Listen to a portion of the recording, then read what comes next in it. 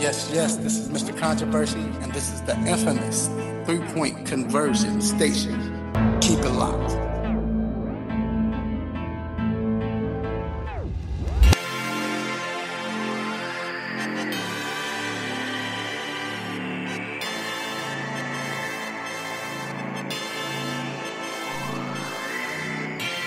Yes, it's your boy Mr. Controversy inside a 3-point conversion sports lounge. Did you miss me? Another great Saturday morning for some sports. A lot of hot news. A lot of crazy nonsense in sports like usual. And of course, I am not doing this by myself. First, I got my engineer, Mr. G. What up, G? Yo. And of course, I got my road dog, my partner in crime, D Intellectual. What up, D? Yo, what up, though? How you doing, man? I'm doing good, man. Can't complain. Look like it's going to be a rainy day today. So, we'll see. Yeah. But it's always supposed to be raining. Right. Especially in Atlanta, you can never predict the weather. Right. And this show is brought to you by Cindy Cutts Barbershop, Ortho Atlanta, and Sucker Free Life LLC. Man, again, like I said, it was the week. It wasn't as crazy as the past few weeks with trades and everything, but it still was a lot of news, a lot of surprising news, I would say. Right. You know, that was the main thing, just the surprising news that happened. But what we have in store today, we're going to talk about the NFL, well, I should say AFC playoff teams from 2018. We're going to get into their flaws, like what flaws would keep them out of the playoffs. Basically just saying, will they repeat? Right. Also, we're going to talk BIG3. We have guest Royce White coming in, the enemies from the BIG3 coming in today. And he's going to talk about the BIG3 NBA and mental awareness. Even talk about, I guess, the so-called report that saying that he was afraid to fly, and that's why he didn't play in the NBA. Right. Also, we're going to have Mr. Damian Adams from The Real Deal with Damian Adams and the 3-point conversion. He's going to come in and going to break down his Pacquiao Thurman fight tonight, big fight tonight. See if Pacquiao got what it takes still. Then we have Battlegrounds. We have Mr. Ray J. Lynn going up against T.J. Bentley today. Well, like I said, we're in the midst of a tournament. We had the battle last week. We had Marlon Sucker Free Jones. He went up against Antoine Smitty. And we'll say who won that when we get to Battlegrounds. Then we're talking about Major League Baseball, man. The Braves look good, bro.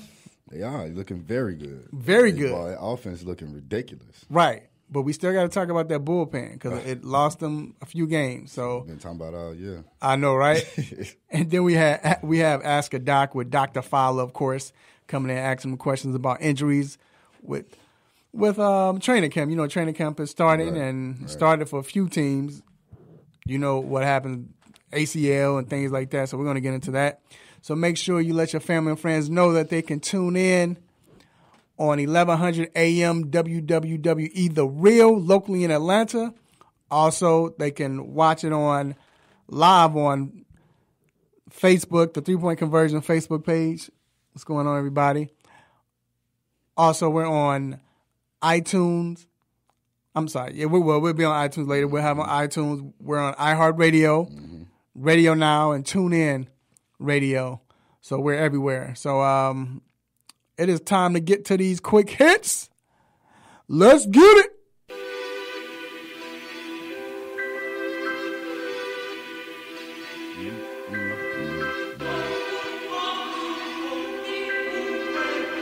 Shout out to Sharon Beats for the quick beat. Sharon on the beat. All right, so Man, this guy never retires. Darren Sproles, running back punt returner, will return to the Philadelphia Eagles on a 1-year deal. Even though he's been with the Eagles since 2014, the 36-year-old has only played 9 games in the last 2 seasons. That's the crazy part. Yeah, they bringing him back. Look like that might be where he's going to retire, if he ever retires. Like, he keep playing 4 games, 3 games. Injured and stuff. They keep bringing him back. So you forget he's on the team at some point. Yeah. The year they won the Super Bowl, he only played 3 games. He got a ring. And he got paid. And it'd be like the first 3 games of the season. Yeah. Then he out. Get hit one time and be over with. It'd be big hits too, though. Yeah. Boy take some hits. Right. Yeah, that is true. But shout out to Sproles. Moving on. So, this is the Tiger Woods and Rory McIlroy both made the cut at the Open? Yeah, formerly the British Open. Okay, right. The Open. Okay, British Open. That's what I was thinking. Because people still saying British Open, too. But I guess they messed up a few times. But, yeah, the Open. And it's crazy because McIlroy dug himself in a hole by getting a quadruple bogey on the first hole on third. Man, how do you start off with a quadruple bogey? So go ahead and sit down right then. And he finished, he finished Thursday 8 over. But shot 6 under on Friday and still missed the cut. Tiger almost made it. Yep. Tiger shot a 7 over on Friday, but only managed a 7 under. I'm sorry. 7 on over. Thursday. No, it was Thursday. Right, then Friday. Yeah, and Friday he did a 1 under. But JB Holmes and Shane Lowry, they're leading the field at 8 under par. So Tiger said he not for 25 no more, man. Hey.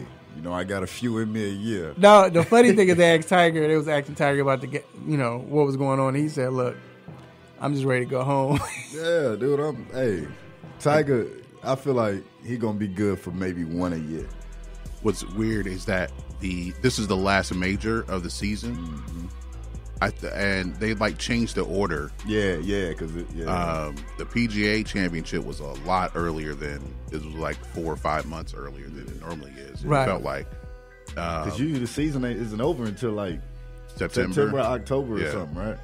But he said he wants to rest up to play to do the FedEx Playoff Cup because apparently that matters now too. Well, he needs to rest up. He probably do need a little break. But remember, we were saying that this is probably what we're going to have to expect, until he fully recovers. If he does, for me, I don't think it's a fully recovered thing. I think that this is what it is now. You know what I mean? Like you can expect one, 2 great performances or real good performances. So if he wins one, he needs to take 2 months off. Yeah, because that's going to take everything out of him. Yeah, right. That's why he's not playing in a lot of tournaments. Yeah, that's why he ain't tripping. I feel like he just want to get that one record, and then after that, everything else gravy. Right. Moving on, the big news. I don't know if I can say surprise. I'm surprised, but I'm not. I'll just talk about it. The Kansas City Chiefs receiver Tyreek Hill will not be disciplined by the NFL after the league concluded its investigation into allegations of child abuse. The league issued a statement saying that they could not determine whether Hill violated the personal conduct policy. Hill is now allowed to join the team in training camp. And this is why I said what I said. Remember, I kept saying the fact that once the police finished their investigation, in which he was cleared, of course, but you know how NFL is. NFL steps in. When they stepped in, usually NFL reacts quickly. And they didn't react quickly. And then the evidence about the audio tape as far as the it was more to the audio tape that we didn't get to hear. They didn't put it in public, but they got to hear. Right. And it just kept prolonging. And I remember getting on social media saying, yo, I think he might get off. But I'm shocked because I thought he would, but the fact that it happened, the NFL did it. When it first happened, I said, facts come out. There were people saying this, saying that. He's a monster. Right. Dude, chill out. Let it. I mean, because the thing happened in college, right? But since college, he hasn't done anything. He hasn't. That's why I think it also went to him not being suspended, because he's been on his best behavior. He hasn't had this. He hasn't had that. You know what I mean? Now, if this was Ezekiel, hey, that may be another, you know what I'm saying, a whole different ball game. which still maybe come with Ezekiel because of boy pressing charges now. Right. That's weird, yo. Well, you got to look at also like the NFL looks at it like when the police investigate in some of these cases with NFL players, they might find a couple of things, but it doesn't really add up. But then the NFL comes in and like, oh, we're gonna make this add up. We're gonna go under this and look under this. But here's the thing, though. I can see if it was. I guess domestic violence, because with domestic violence, the woman, the lady, I say if it's the lady will come out and say, all right, I'm dropping charges. So police are like, all right, the law's okay. Well, whatever, it's out of our hands. No, they don't do it like that too much. But I'm saying if they do, they'll kind of let it go. Like if she dropped charges, you can't do anything. NFL steps in, no, we're going to solve this.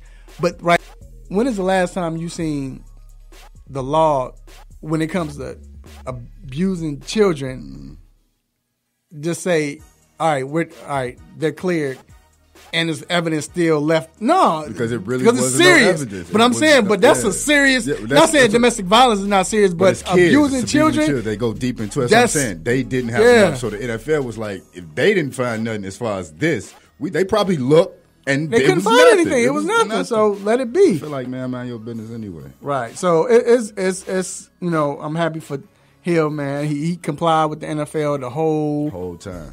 And Kansas City did what they supposed to do. Yeah. Until this is over, we gonna fall back. Right. And now give me that money. And they supported him too. Show me the bag now. Yep. Pay me. Moving on. So Nike has filed a countersuit against newest LA Clipper and former endorser Kawhi Leonard. The lawsuit is in regards to the claw logo, which was developed and used during Leonard's time as part of the Jordan brand. Nike claims that Leonard provided a design to Nike, but it is not the final design that was ultimately used. You can't get that on the claw, man. Claw, what? I mean, so the thing is I get what Nike's saying, I get what Kawhi's saying, but why would you want to hold something for a player that's no longer with you, though? Right. Like that's my point with Nike. You know what I'm saying? Like, just to keep him from using because it. He didn't sign with them. Like come up with something else. Yeah. I mean, you would hear about music executives will hold somebody's like catalog. Yeah. An artist catalog, songs that they wrote. Yeah. But the artist can't perform them or they can't put them on compilations because the record company will be owed money. But him and the record company and the artist don't get along, but the record company will just hold that stuff just to do it.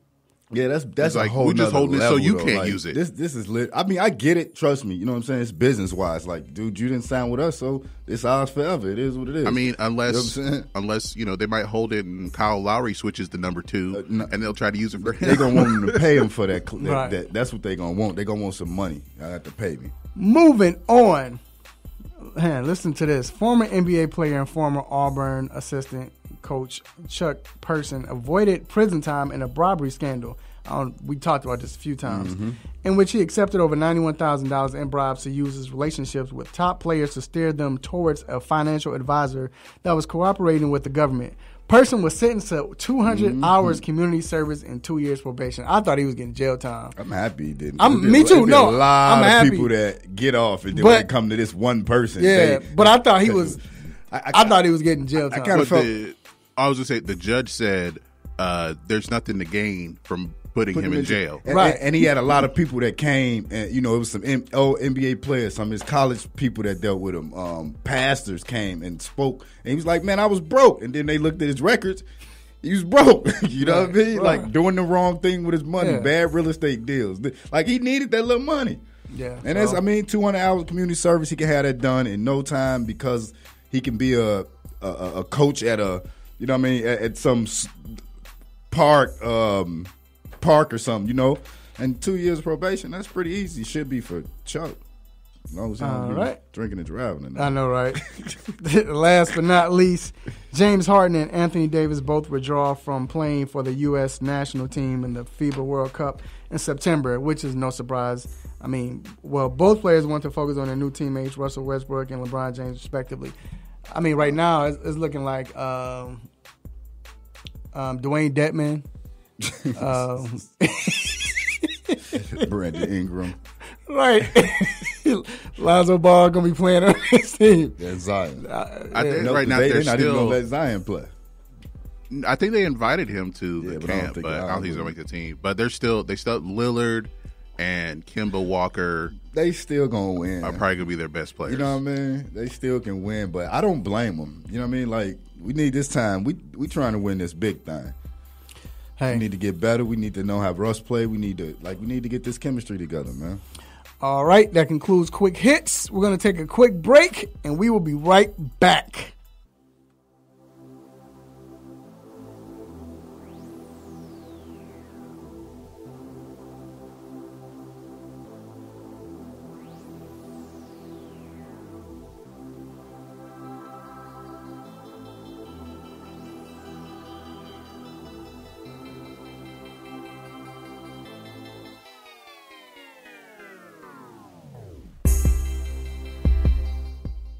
Hey folks, Handsome Josh is here to reveal some big news to all the AM 1100 listeners. I have an app.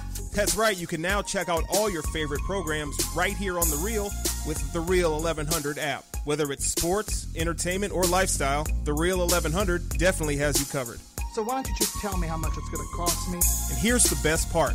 It's available in your Google Play or Apple App Store, and it's free to download. Actually, you can count me in on this one. So download the Real 1100 app today and stay in tune with The Real.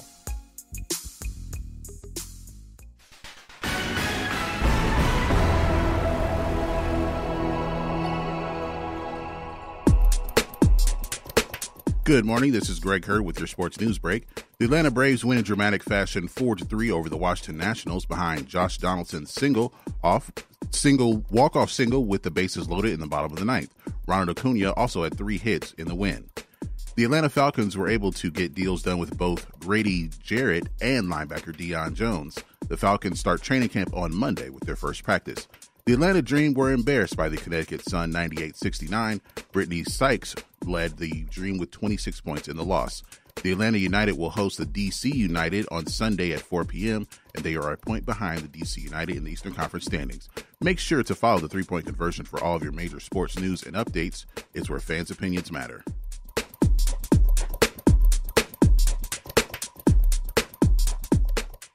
Get ready. From the oven to your ears, it's now time for the Hot Topic.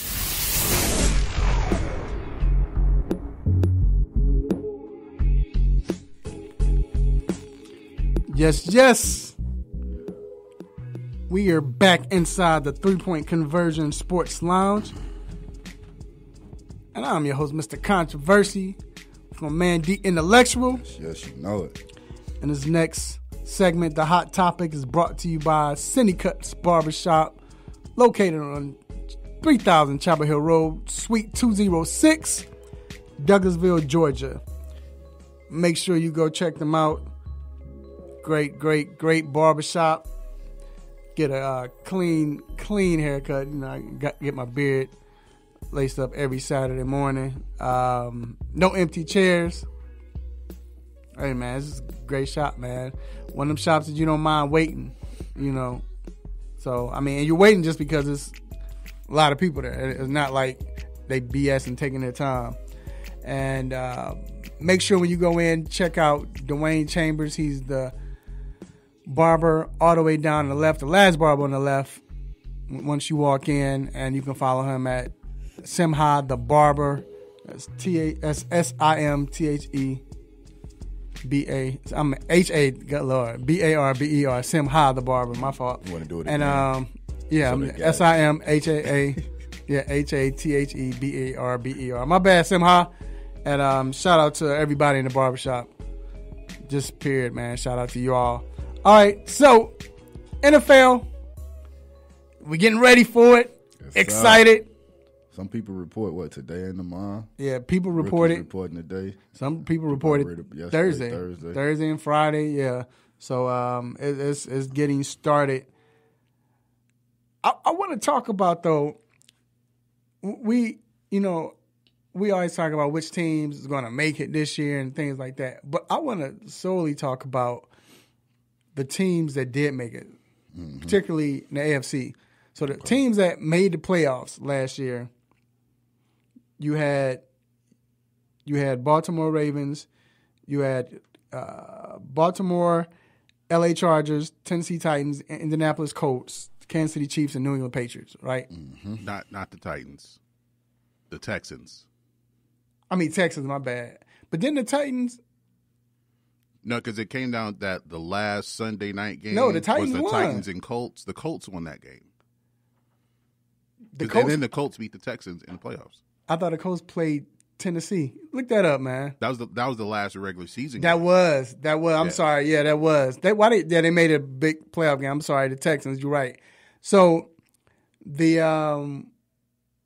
but those 16, I'm sorry, and you look at how, they got in, and honestly, to be honest, they were some good teams last year. But like I said, I want to talk about what teams or what flaws these teams have. So we're going to start with the Baltimore Ravens. Of course, obviously, D, you look at the Ravens. What do you say?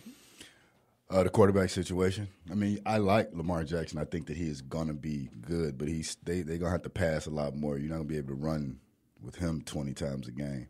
I definitely know that they said that wouldn't be the situation this year, but most people are going to load up the box on him until he showed that he can pass. And again, I think that he is going to develop into that, but I'm not sure I don't think it's going to be just this year, just that fast.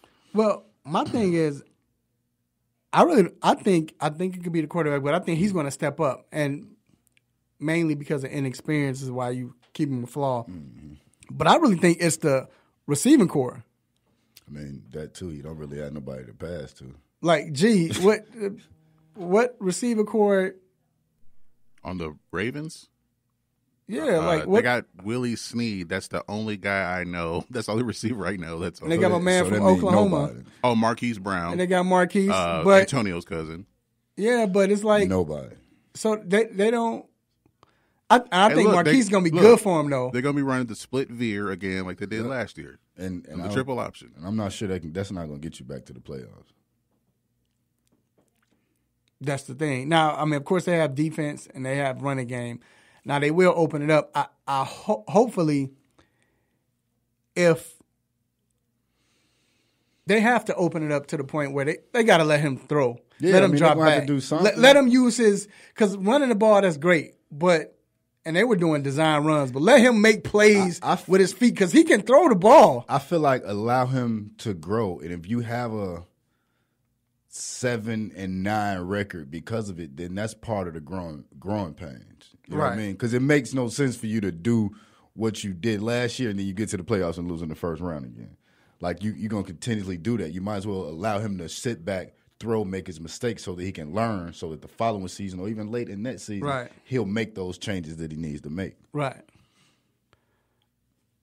Yeah, I'm looking at their depth chart. The only ones I know are Willie Snead and Marquise Brown. There's also Michael Floyd, but I feel like he's going to run into something. He's playing for like 5 different teams. Something going to happen because ever since I think he got that DUI in Arizona, it's been kind of. And they have Seth fluffy. Roberts and is this Joe Horn Jr.? Whoa. So you're going to bring out the smartphone if you score? If you score. No, he just need to worry about catching the ball, and you don't need no flashy plays if you haven't done anything yet. Right. So now let's move to the LA Chargers. This might be, besides the Cleveland Browns, this is the most talented team on paper.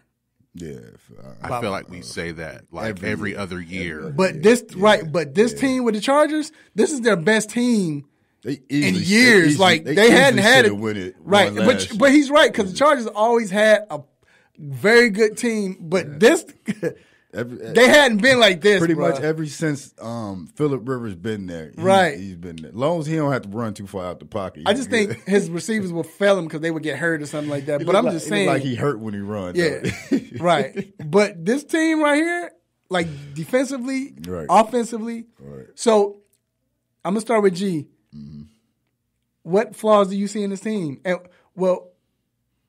if you don't see any, can you try to pick a flaw? But what flaw do you see will, I guess, not prevent them from getting in the playoffs, but more so prevent them into advancing? It would be. I don't think their pass rush is going to be what it was. Not having Corey Lugit, I believe that's how it's pronounced. They may take a slight step back, but still, there's Joey Bosa, Brandon Mebane, Melvin Ingram, Jerry Tillery is a rookie, but he's a first-round pick. They expect him to have an impact. I don't know if they're gonna if they're going to have that same kind of pass rush, and then offensively, who knows if they'll have like at least some kind of variation on their passing game. I mean, Keenan Allen's going to get the ball. Hopefully, Mike Williams can be more of an impact player, and so they don't have to. So Rivers don't have to look at Keenan Allen so much. And if Melvin Gordon holds out, because he hasn't gotten that new deal yet, that would probably be the biggest issue for them, is if Melvin Gordon does not get that new contract, because I don't expect him to play. Mm-hmm. Yeah, that was pretty much it. That was pretty much it for me. Of course, like you said, the pass rush, like, is Bosa going to do it? Is he going to be healthy enough to be able to, make that pass rush what it is, especially like you said with losing who they're losing. But like you said, for me, the biggest thing is definitely whether Melvin Gordon even plays. Because what if he goes the Le'Veon Bell route? What if he does that? Like, it's getting to that point. And, I was just reading an article earlier today, like, him and Ezekiel Elliott may be the running backs that don't get that deal, that don't get all of this money because of the situations that's happening with running backs. But I can't see him holding out. To me, it would be – I don't see him holding out the full season because he's still in the contract. Like, the difference was What's-his-name had to sign that but even still, franchise tag. But even still, he's in contract. He got to play 8 games for it to count, right? Yeah. So imagine if he misses 7 games, 8 games.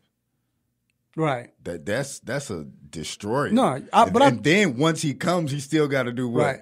Get into. But I think they would get it done though. I don't think it'd be a big problem. But I like what he's doing. Real quick, I think it's the middle of the defense. Their middle linebacker.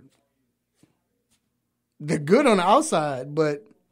I mean, Perryman's good, but he's not. Yeah, but they're also. I don't know much about Jatavis Brown, and but that's right. But look, and then Thomas Davis on the other side. He's old, isn't he?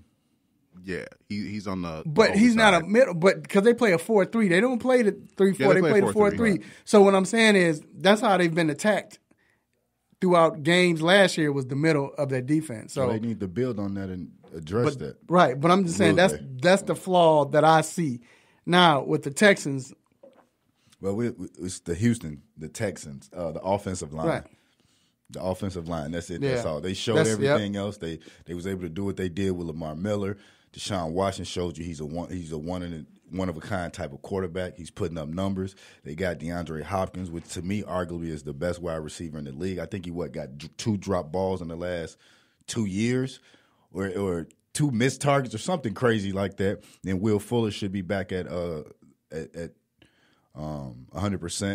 The defense is J.J. Watt, although Jadeveon may be holding out because he got grievance going because they're trying to line him up. They're trying to pay him as a linebacker, I believe, which is $1 million less than what DN would get paid. So that could become an issue. But even without him, that line is still strong and the defense is still strong. But that offensive line, man.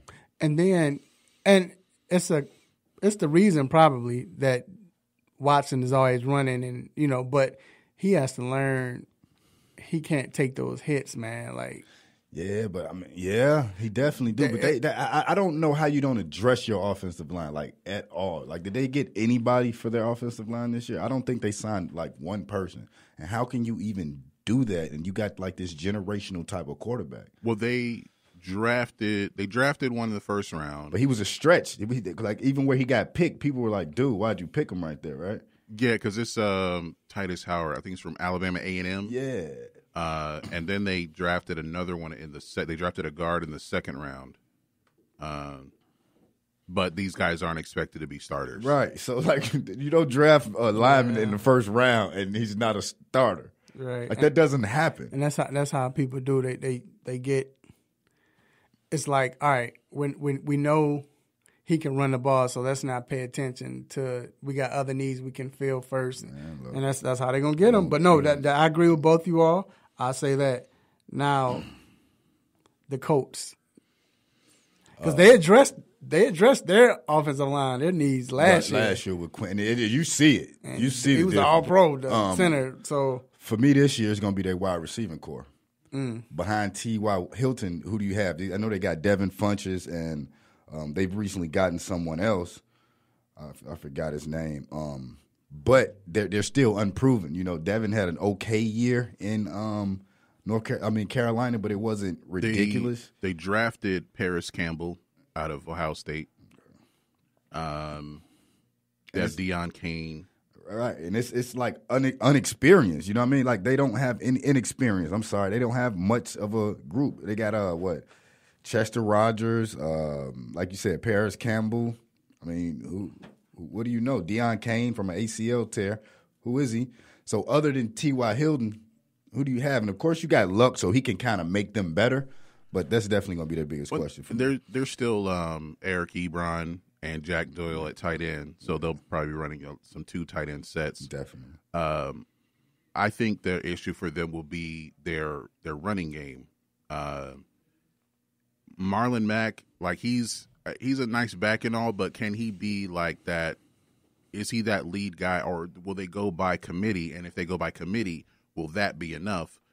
So you won't have to put so much on Andrew Luck, because if you put too much on him as far as responsibility, he may put up a lot of numbers, but he may throw 20 interceptions. Right. We'll move to Kansas City, but I think he can, because he showed that last year, Mac, and he was one of the reasons, a big component of why they were. I mean, it was kind of out of necessity, and not a lot of teams knew about him and Nyheim Hines. They didn't know a lot about them, so they were able to have some success. But I think it can, because they wanted him to be the guy anyway. And when we got hurt the first few games, then he came back, and from there he took over. So yeah, we'll see. Now the Chiefs, they got Tyreek Hill back. So I say the defense, because the D4. Right. For me, they lose, you lose Ford. And your defense already wasn't. Right. Like, it's still the defense. It's like still they didn't gain anything. They got the Honey Badgers. They got the Honey Badger, and they got Frank Clark. Is that his name? Frank Clark. Yep. Yeah. So they're back. Which is arguably the best at their position. So we can say for the passing game, right, defending it. But what about the pass rush? You know what I mean? Which that's the problem with like having good corners and safeties, but not having the rush, because now you got them out on the island. So the quarterback has all the time in the world, which I don't care how good a QB or a CB or safety you are. If the quarterback has so much time, somebody's going to get open. Right. I think for them, it's still the running game. I still contend that if they had Kareem Hunt, they beat the Patriots. They would have won, because they wouldn't have had to pass as much. Like, it would have been a whole different game.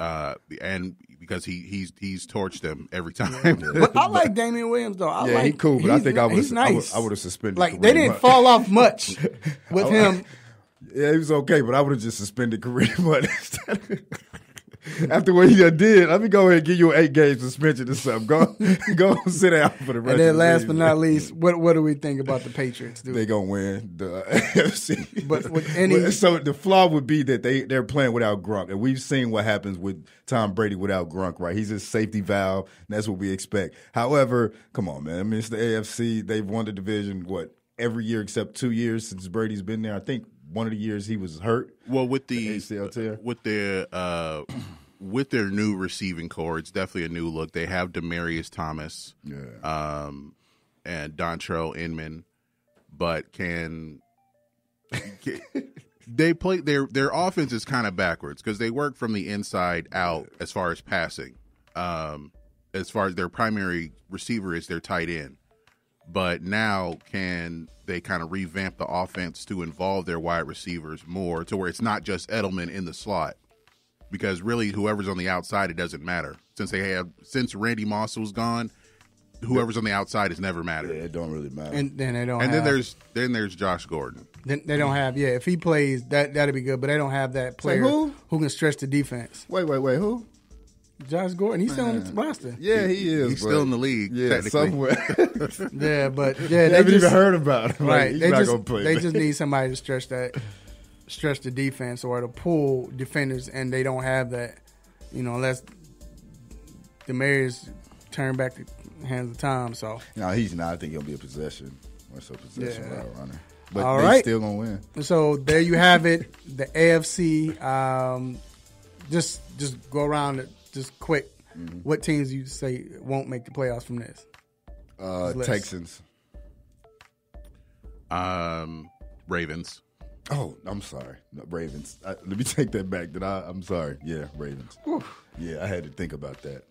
I'll pull for the Texans more than I would the Ravens. I say the Colts. Ooh, they gonna win their division, bro. I think Houston winning that. Okay. So, all right, we're gonna take a quick break. We will be right back talking boxing. Big fight. With Damian Adams.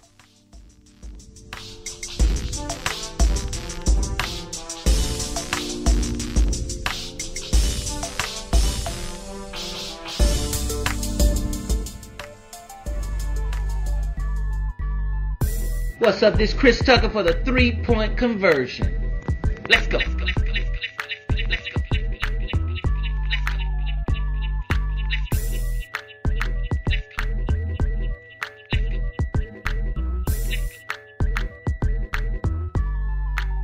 The sun's out and vacation mode is on. Get your thrills and chills at Lake Winnipesaukee and splash-tacular fun at Soak Your Water Park, where there's excitement for everyone and special discounts almost every day.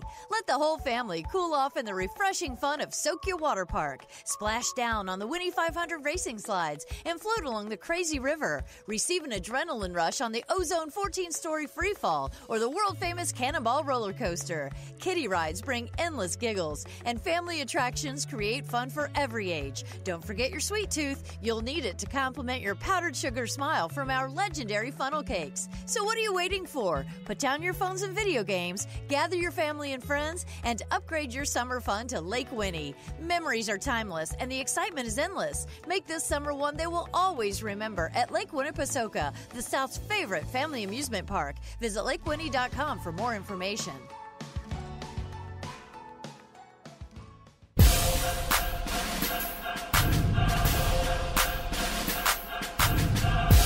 This is Mari Stoudemire, and you listen to 3-Point Conversion Radio.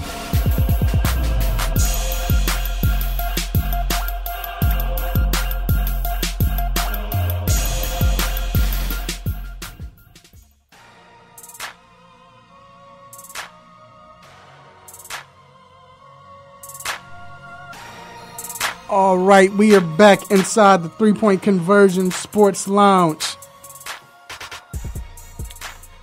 Big fight tonight, and we have Manny Pacquiao, the veteran one, and he's going up against Keith Thurman. Yeah, Ghana.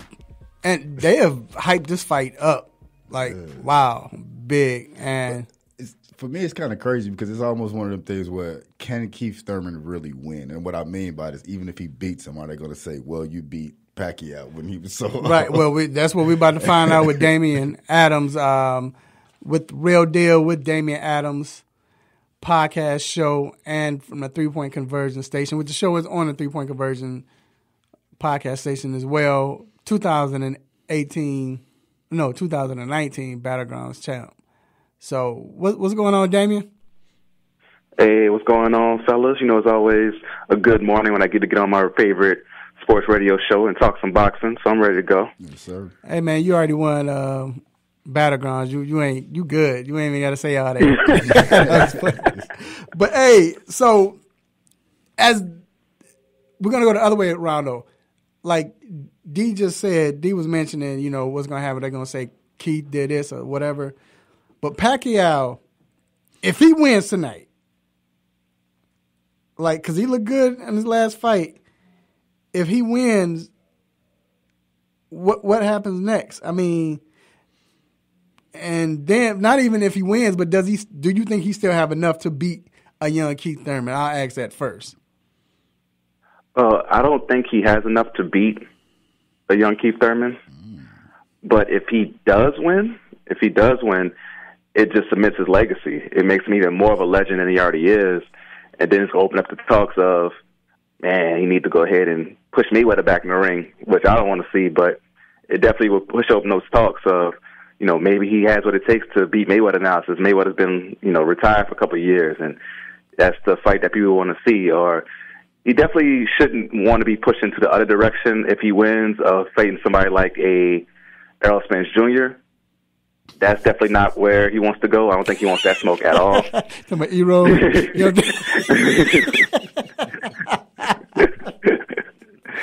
So I think it just cements his legacy, and maybe he rides off into the sunset, or he has another fight against Mayweather.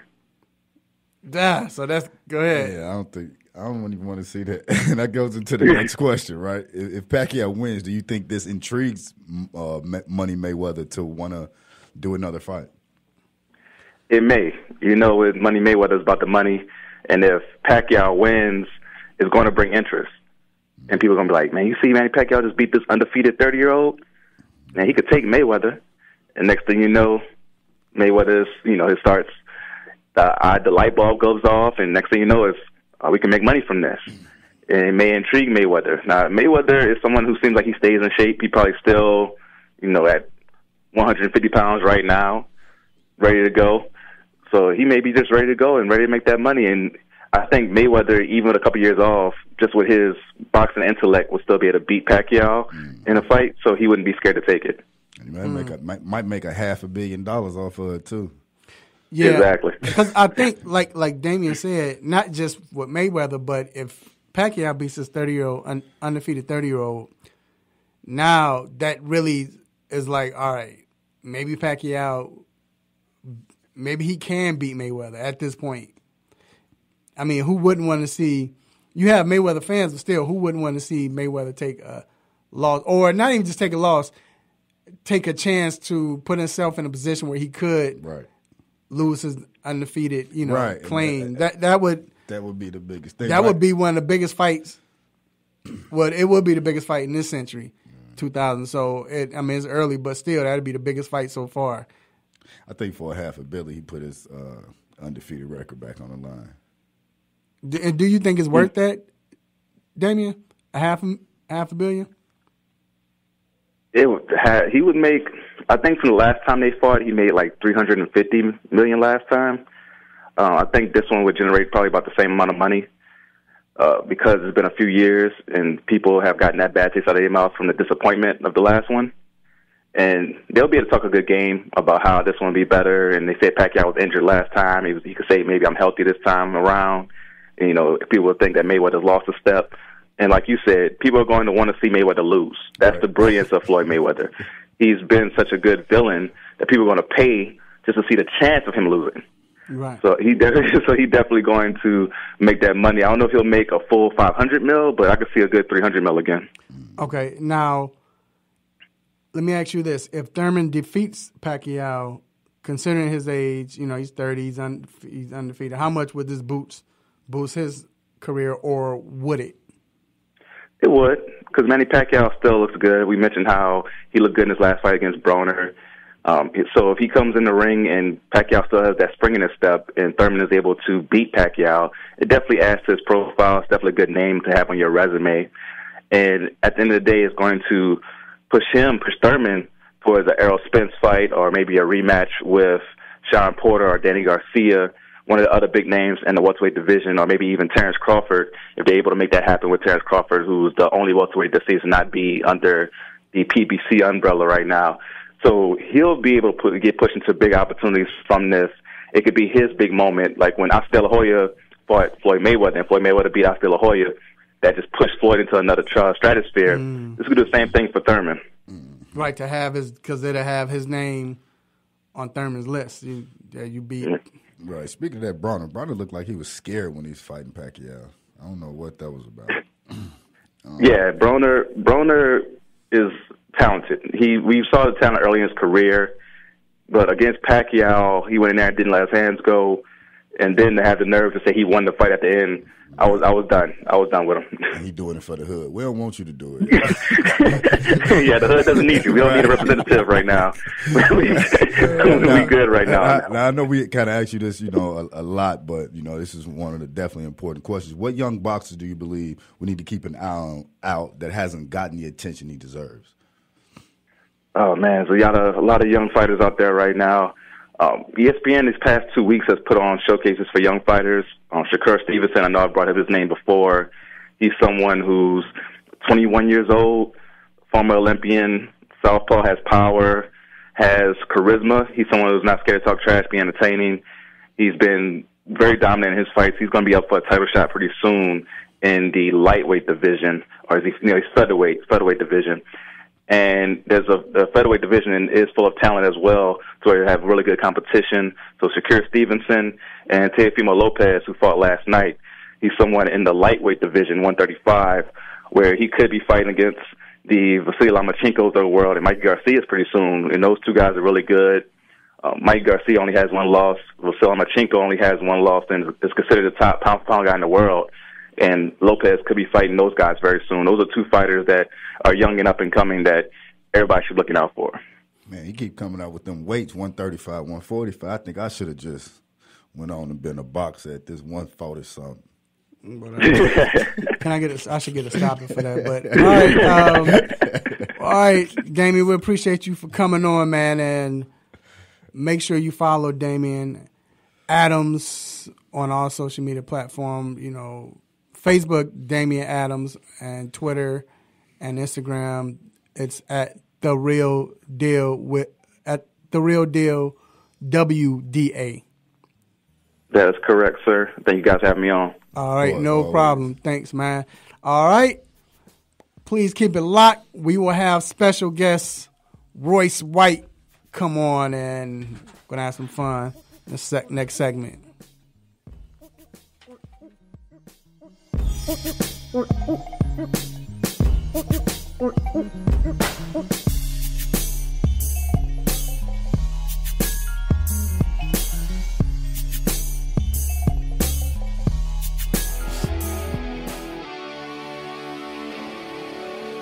Have a sports injury?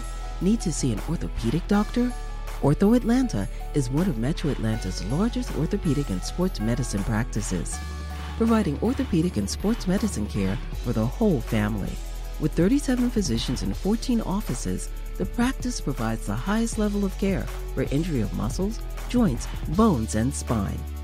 Ortho Atlanta offers convenient access to a full range of musculoskeletal surgeons and specialists. Ortho Atlanta also offers on-site physical therapy, pain management care, MRI imaging, and workers' compensation care. The Ortho Atlanta surgery centers in Austell and Fayetteville provide cost-effective, same-day surgical procedures in an accredited outpatient center. Hip, knee, shoulder, back pain? Ortho Atlanta has you covered with specialists in all areas. Same-day appointments, orthopedic care for the whole family. Ortho Atlanta, Atlanta's choice for orthopedic and sports medicine care. Learn more at www.orthoatlanta.com.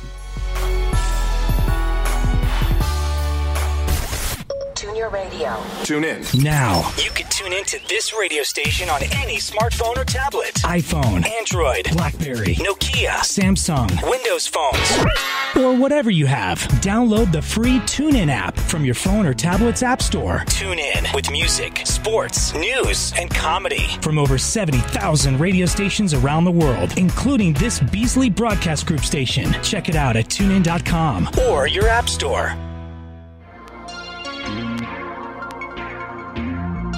What's up? This is Gilbert Arenas, Agent Zero of the Enemies, rocking with the 3-Point Conversion Radio. Y'all tune in. Holla at your boy.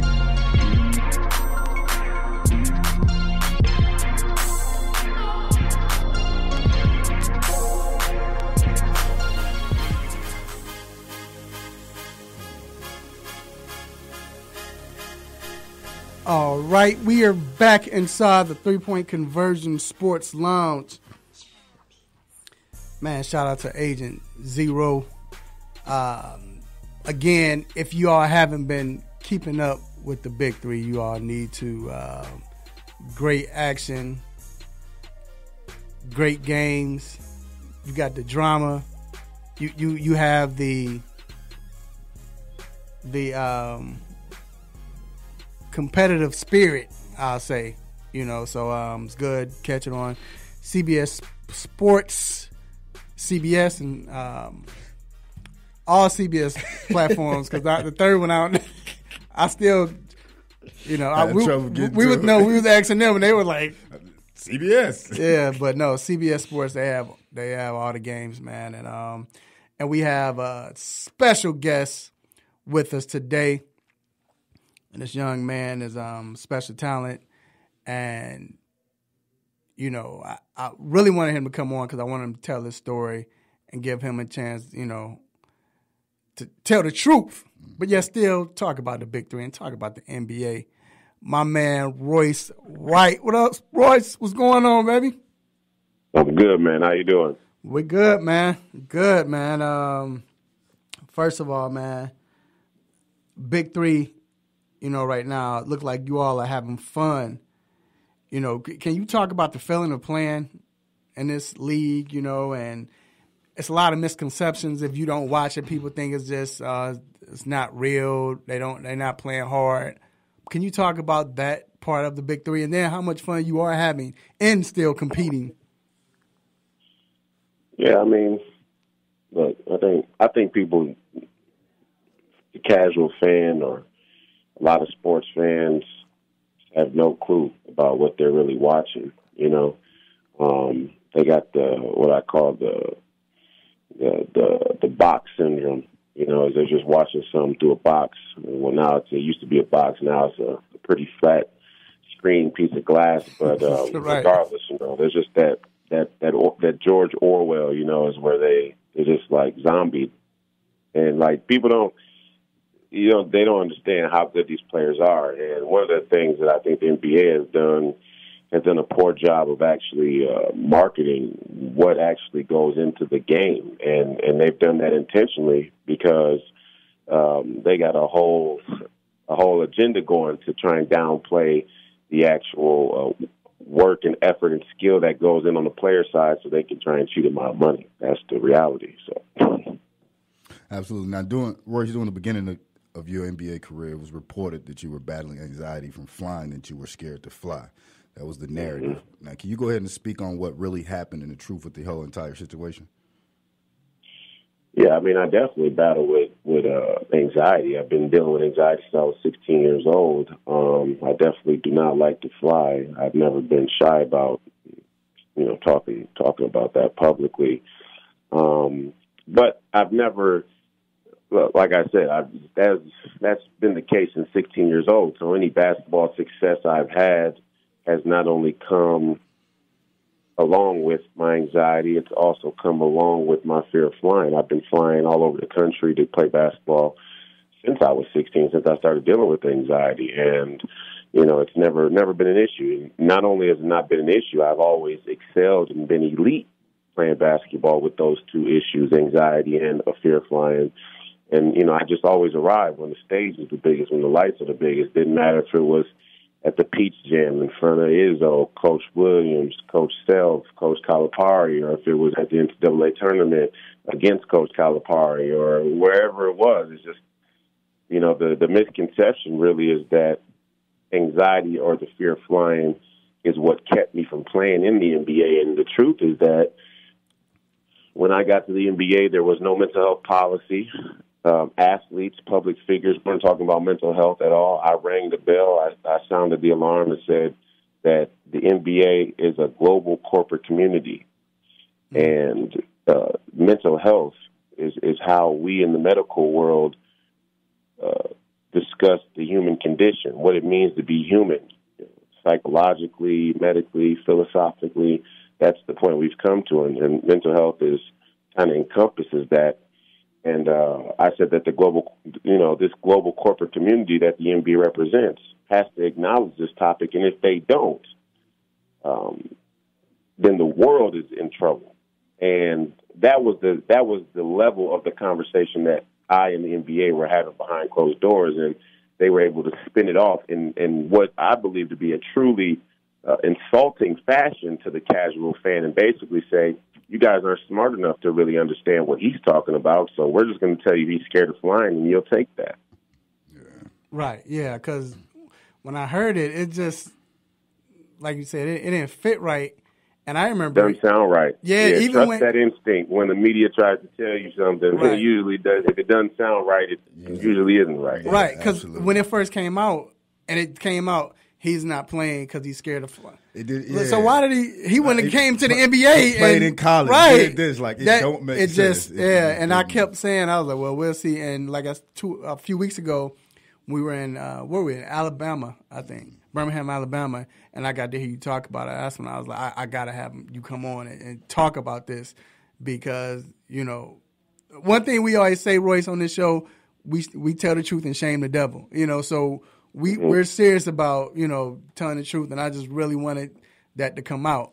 So, but no, man, that's good. And I guess I want to ask, in what ways can we, make the world aware of this, the mental health issue, and since the NBA didn't want to act up on it. And I think that they may be trying to, but I don't think they're going deep. And I think that Royce recently did something on that, speaking of how I'm not buying what they're trying to put out. Is that true, Royce?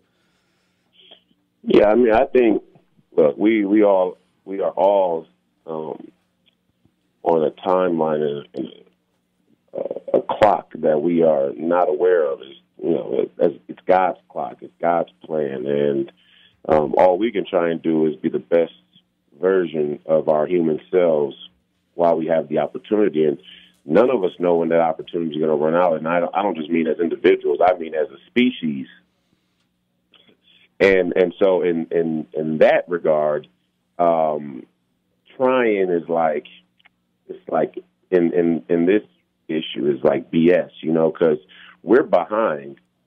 We're always playing catch up. We're always playing catch up to what we are, with what we're learning and what we are discovering about how to be a better version of ourselves. We're always going to be playing catch up. So when the time comes where we see things that we can do to make the world better that are obvious, we should do them right then, not wait 25 years like the NBA has in regards to this mental health issue. Because if you really want to go back to the roots of this, the mental health issue is directly tied to the drug and alcohol issue and the gambling issue. And those three issues, the gambling issue is as old as time. The drug and alcohol issue, specifically for the NBA, obviously popped up heavily in the 80s when the cocaine wave hit America and everybody was trying to battle drugs. But in the medical world, we always, in the medical world, has always understood that the drug and alcohol issue is comorbid, is what we call it. It's symbiotic.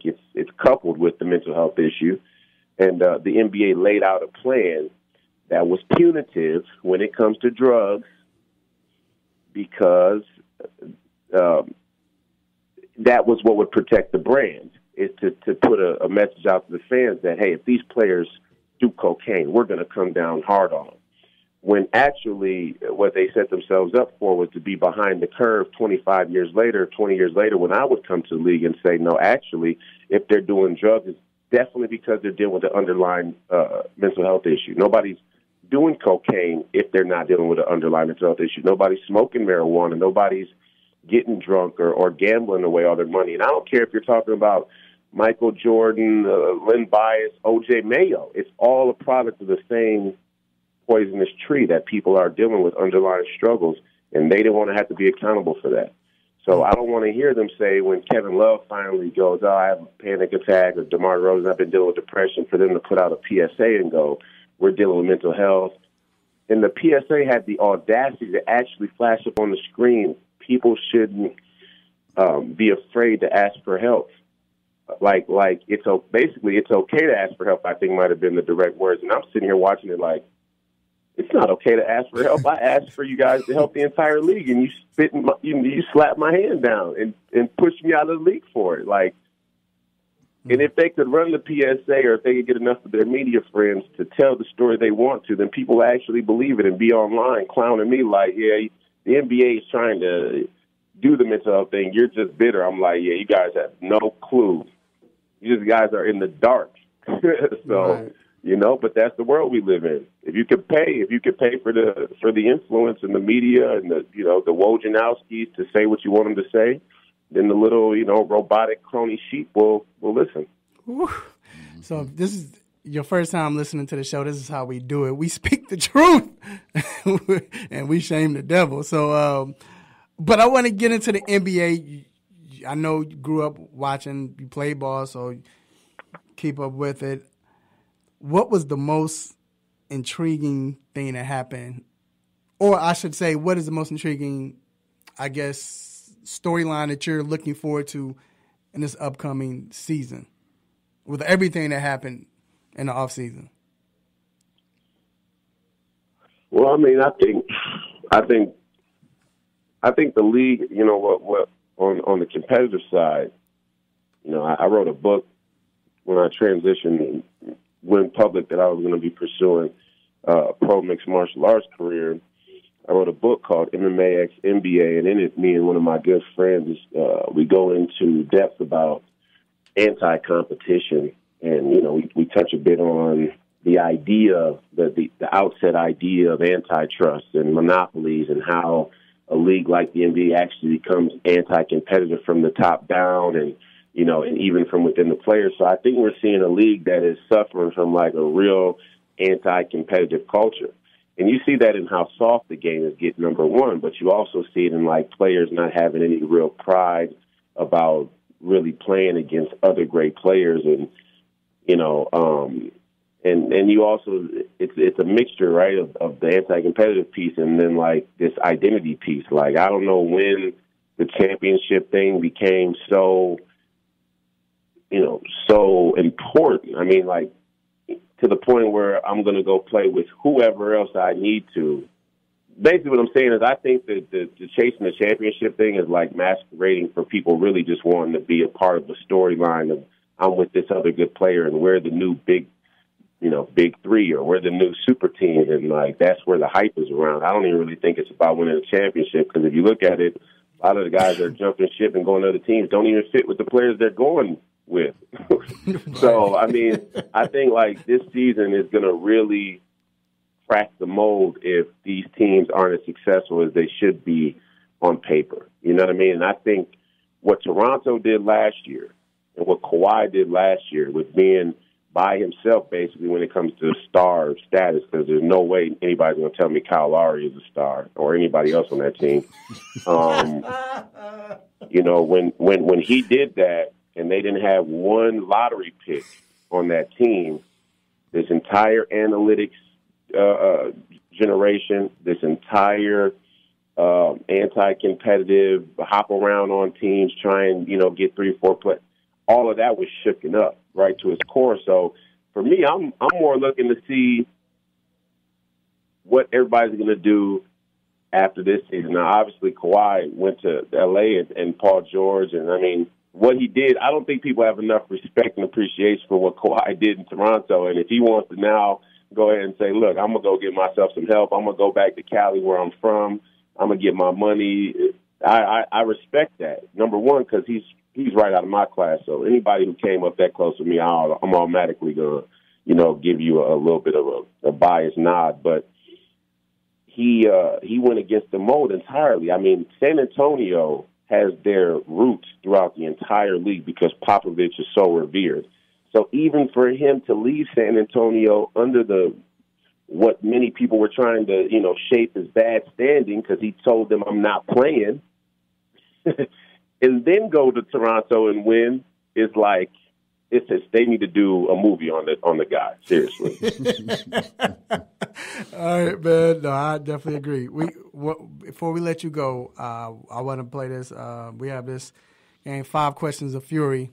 Real quick, just quick answers. We're going to ask you 5 questions. Nothing crazy, but this is just to get to know you. We're going to start now. G, I get some music, man. Just make it. All right, so Like I said, I'm going to ask you questions real quick, all right?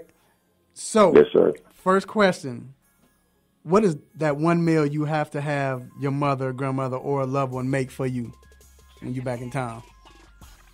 Ooh, let's go macaroni and cheese. All right. Well, is it mom's, grandmother? Who is it? Actually, it's auntie. Auntie, okay. Yeah. All right. When it comes to dunking, Michael Jordan or Vince Carter? Vince, come on. Y'all respecting my boy, man. All right. Bro, Vince Carter jumped over a 7-footer. I mean, that's insane. Yeah, he's different. All right. Who was your celebrity crush growing up as a kid? Wow.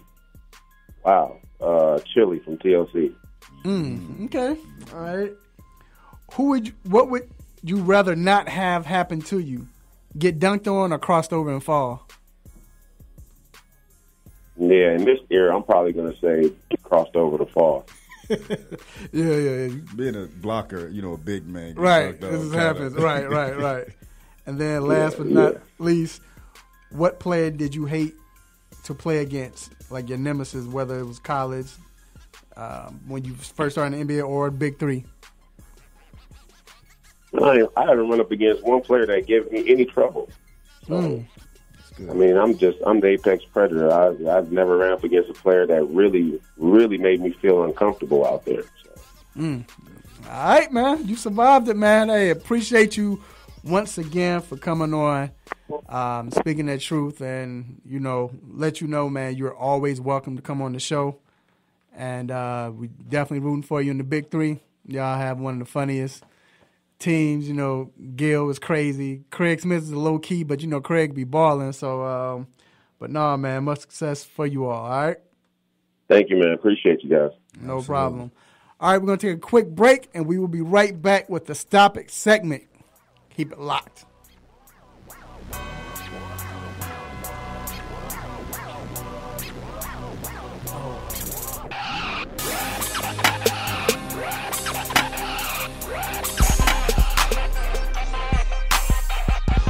Hey, what's good? It's your boy Nate Burrows from the NFL Network and CBS.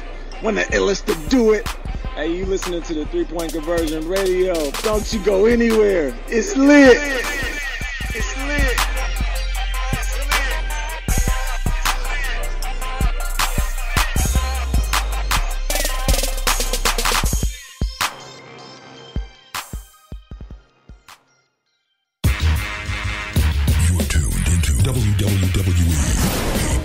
AM 1100. The opinions expressed during the sponsored programs on this station are strictly those of the program hosts, guests, and callers and are not necessarily those of Beasley Broadcast Group, this station, its staff, other advertisers, or agencies. Big ups to our Sports Lounge crew for keeping the airwaves blazing each and every Saturday. But I want to send another special shout out to our team of writers at the 3-Point Conversion. You can visit us at the3pointconversion.com. You can also like us on Facebook, follow us on Twitter. How about the Gram? How about iHeart? How about Spreaker Radio? How about wherever you need it, baby? We got you covered.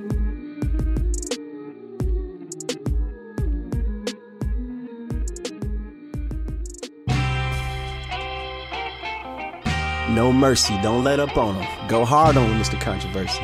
Hit him with the stop it button.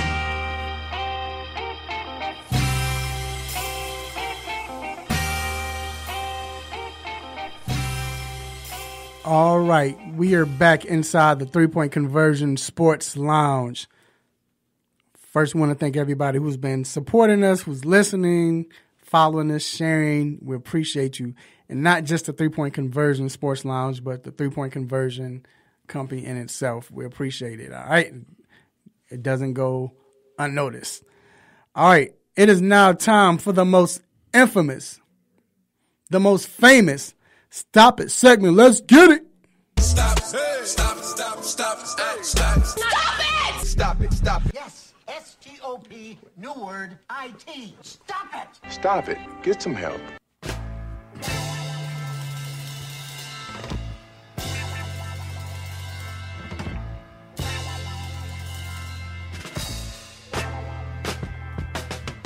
All right, D, it's on you, man. What you got? So my stop it today is for all the people that think that Rich Paul didn't get Marcus Morris to L.A. because of LBJ.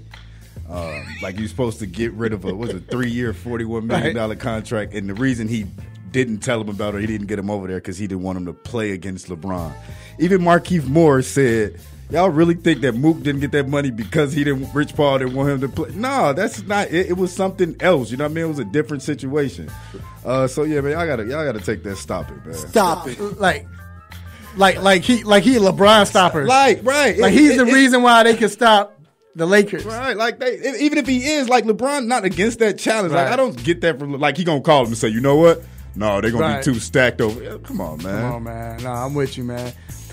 All right, my stop it goes to Mr. Jerry West, the logo. This guy says he was talking about the Clippers, and he came on to say that he's never been around any organization better than this one. Stop it. Gee, that was quick. Come on, man. Like, bro, I understand things are going well, and I know you like the owner, but you got Kawhi. That could be quite possibly the honest truth. So look at the dysfunction been going on with the Lakers for some years now. But the Clippers we talking about the Clippers. I mean, over the last 2 years, you talk about a new ownership, new everything. Yeah, you know what I mean? he said the best organization I've ever. He didn't say this year or this organization that I'm with right now. No, he said the organization. Come on, only man. been there 2 years? My point. And them 2 years, man, have been magnificent. Stop it. Thank you. G.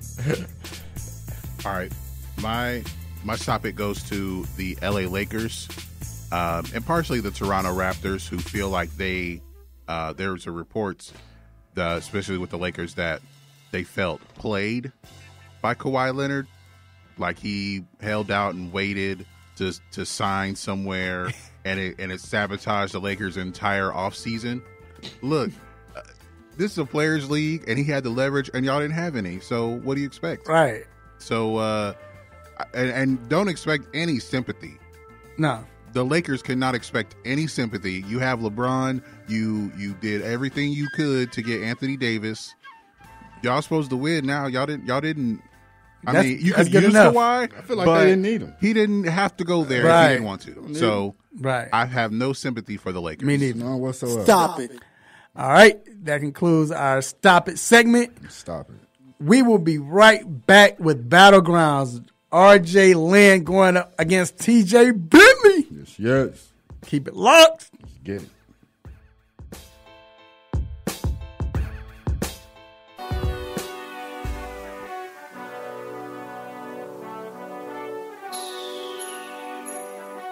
Let me break down to y'all what's so dope about the three-point conversion.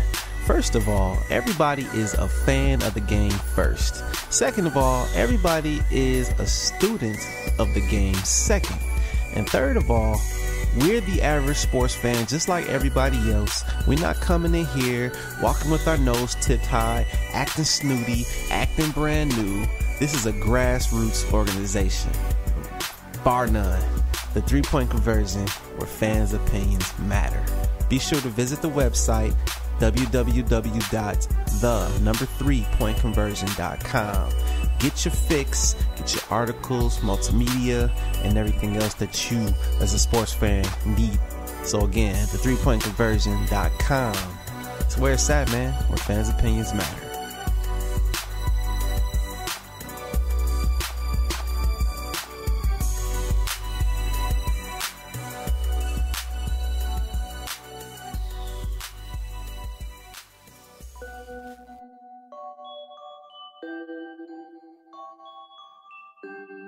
Happy Saturday, sports fans. It's your boy Sherm, a.k.a. the Lord of the Beats, and you are currently inside the 3-Point Conversion Sports Lounge with my man's Mr. Controversy, D Intellectual, and of course my dog G behind the boards. Cheers to the freaking weekend.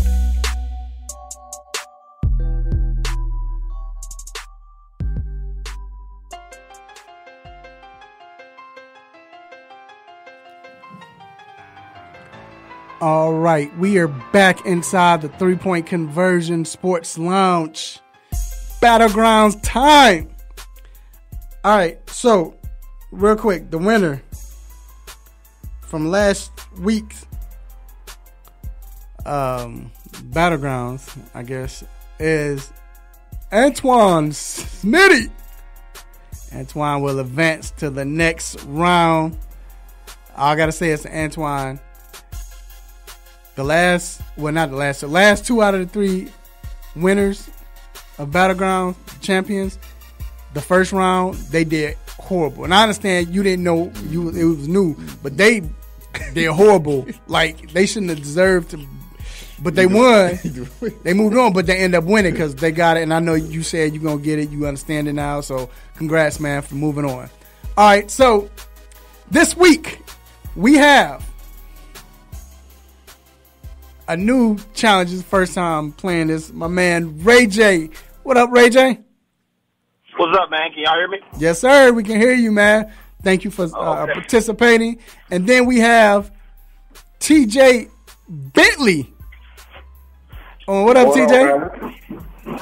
TJ has been on a few times and has made it deep into the made the playoffs and made it deep in. Just barely knocked out. So glad you could come on.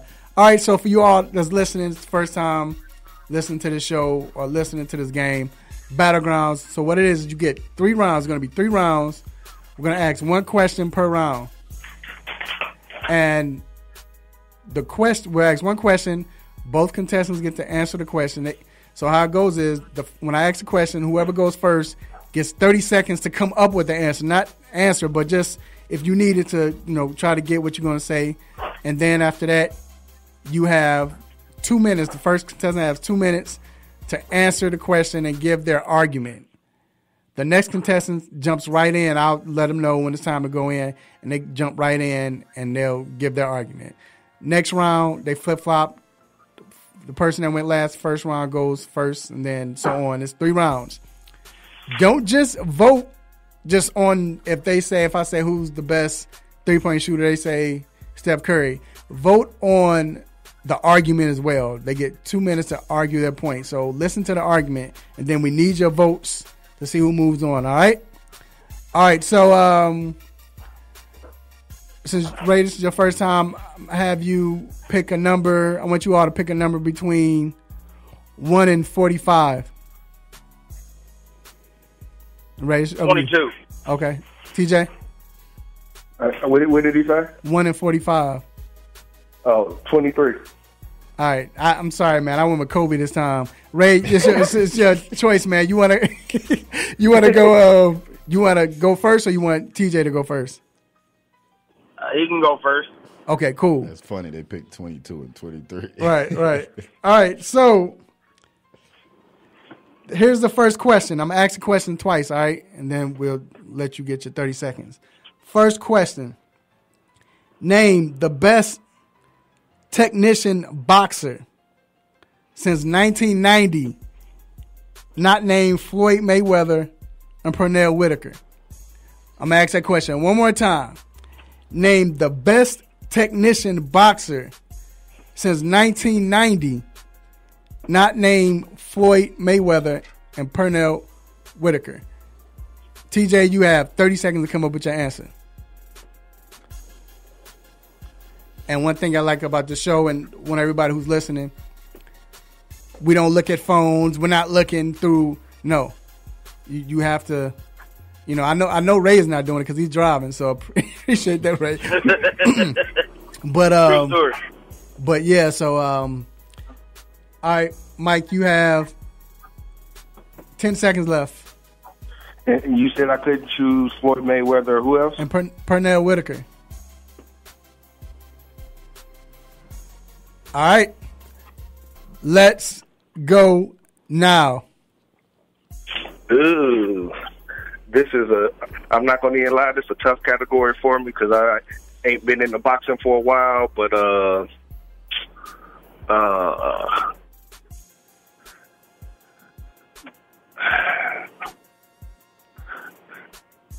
shoot.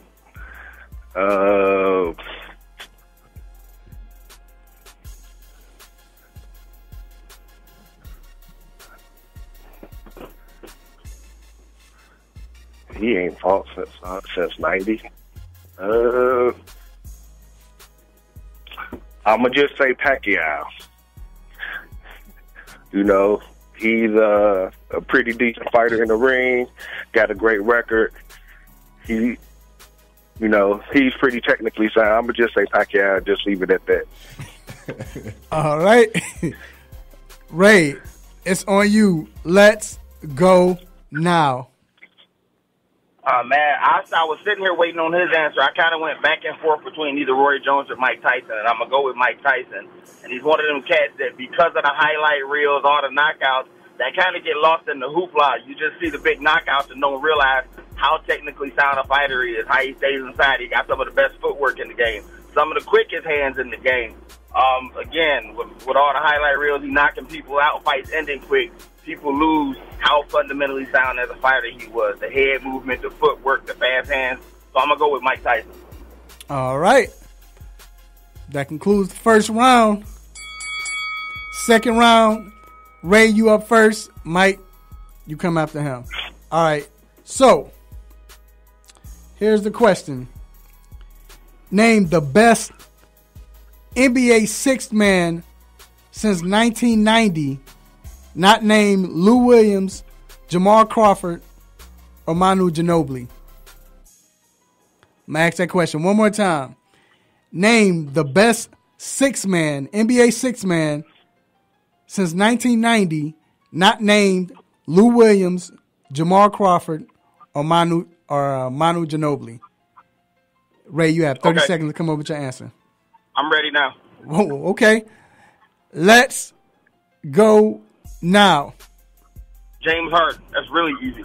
I would venture to say, I'm not researching it at the moment, I would venture to say James Harden might be the only person to win the Sixth Man of the Year and the MVP. You got a Sixth Man of the Year, you got an MVP, you got a scoring title. He might even have led the league in assists one year. A lot of guys, and I don't like it, like Lou Williams and Jamal Crawford, they stay coming off the bench just to keep the role as a sixth man. Lou Will stole Sixth Man of the Year last year from Montrezl Harrell. He's really a starter. So James Harden as a sixth man in OKC, probably one of the most talented guys we've seen. We saw what they had in OKC, 3 guys that all went on to win MVPs. So when you look at the history, guys who have actually won the Sixth Man Award, I don't think any of them come close to accomplishing what James Harden has accomplished. He went from his sixth-man role, got his own team, became a perennial All-Star, perennial All-NBA, perennial MVP candidate. I think he's finished second in MVPs 3 times. He's won it once and finished second 3 times. Behind Steph, behind Giannis, and behind rest of the year, he won it. So you're talking about a guy that has a Sixth Man of the Year, an MVP trophy, a scoring title, and finished second in MVP 3 times. No other sixth man going to have that kind of resume, not even close. All right. TJ, let's go now. That was a pretty decent answer, but the man don't play no defense. I'm gonna go with everybody's favorite drug addict, Lamar Odom. when that dude was in doing this thing in the league, man, as a sixth man, that dude was winning championships. He was scoring points, giving assists, having rebounds, and playing decent defense. The dude won a few championships with LA, basically being Kobe's sidekick.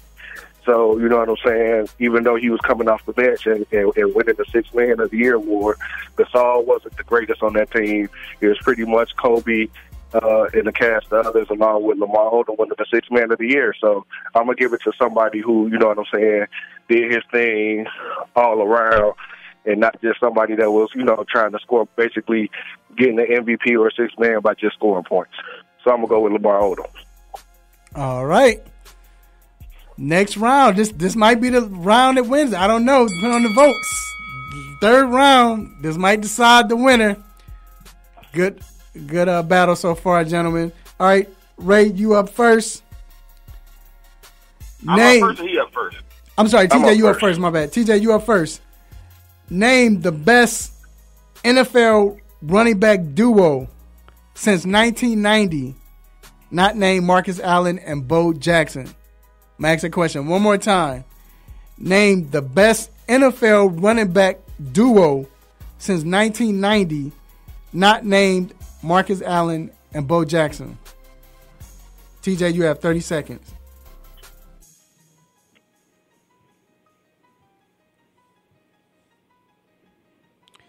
All right, y'all, what we going to do, this is how we get down. Again, if you all want to get on, message me, text me if you have my text number, email me, put it on Facebook. Let me know if you want to participate.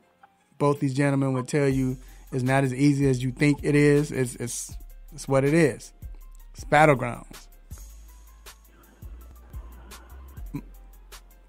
All right, Mike, TJ, let's go now. I'm going to go Maurice Jones-Drew and Fred Taylor from Jacksonville. I think they played well together. They had the best combination of experience and youth. You had Maurice Jones-Drew that can basically run it and take it anywhere and prove his worth as he grew throughout the league. And then you also had the veteran who was great at catching the ball out of the backfield and still had, that confidence to run it up the middle and anywhere you want to do as well. They did pretty well together. I would go with them too. All right.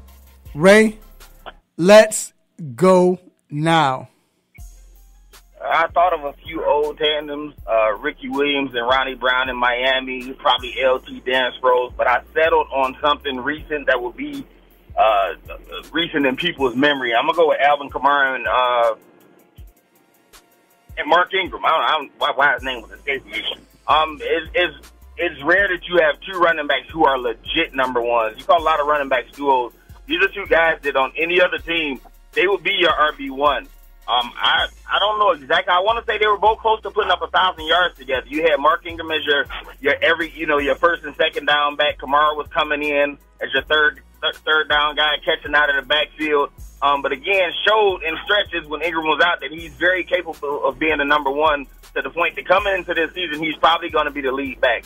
So I would go with Ingram and Kamara. Again, two guys both capable of being number ones. They split the duties. They were both very effective. New Orleans kind of, used the offense where you both could get their shine on. So I'm going to go again with Ingram and Kamara. All right. What a battle. There you have it. Great battle, gentlemen. People who are listening, I need your votes. And also, we will play it throughout the week. So people who hadn't got a chance to listen to it, they will be able to hear. But great battle. First, Ray, first time, man. Thanks for coming on. Just good job. Think about the you can just real quick talk about the experience. Was it fun? Was it? Yeah, cool? It's fun, man. And like y'all said, it's much different when you get that hot. You think you know all these sports, and somebody just pop out a question. You got 2 minutes to bring it. I mean, so it's different. Ray, I'm gonna say this, and I'm gonna let TJ go real quickly. Ray was like, "Yo, I could do this, man. I don't see why they was doing this and doing that." I'm like, "All right, cool." Remember a few years ago when I was on here for the first time. The intellectual said it too. Oh, that's easy. And he got on there struggling. All right, and TJ, man, vet, man, appreciate you for coming on, man. I know the first question threw you off, but you came through. At least you came up with an answer. Right. Yeah, that first question threw me for a loop, man. I ain't been up there boxing fan for a while, but hey, man, it's all good, man. I appreciate you having me. Like you said, it's a whole lot tougher, man, than people want to make it to be. It's some people that listening right now that's scared to come up on here. I ain't gonna say no names. Fantasy Guru. Oh, he called Vincent and Fantasy Guru out. All right, so all right, thank you, gentlemen. All right, we're gonna take a quick break. Please vote, and we will be right back.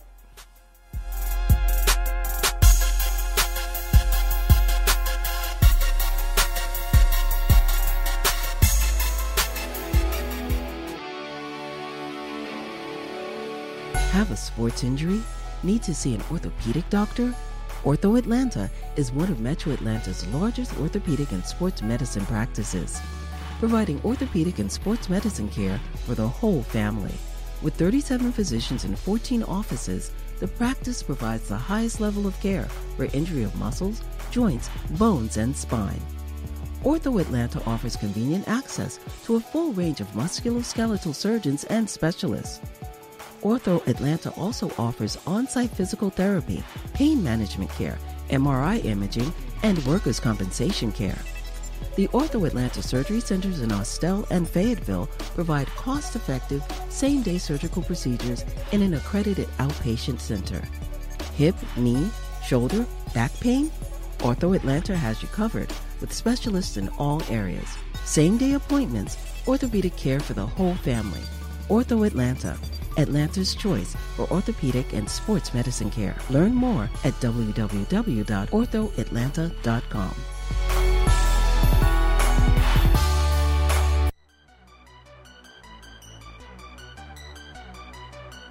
This is Steve Atwater with the Denver Broncos, and you're listening to the 3-Point Conversion. The 3-Point Conversion.